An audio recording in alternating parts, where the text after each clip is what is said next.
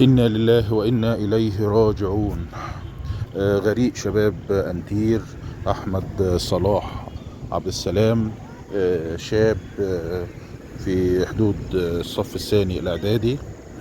ربنا يرحمه يا رب ويصبر أهله وزويه.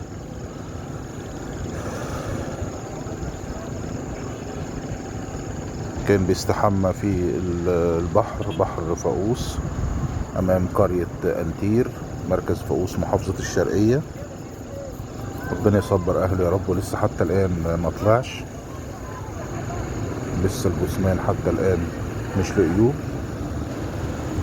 ربنا يبارك في شباب أنتير يا رب، عاملين مجهود جامد في البحر، بيحاولوا يبحثوا عنه.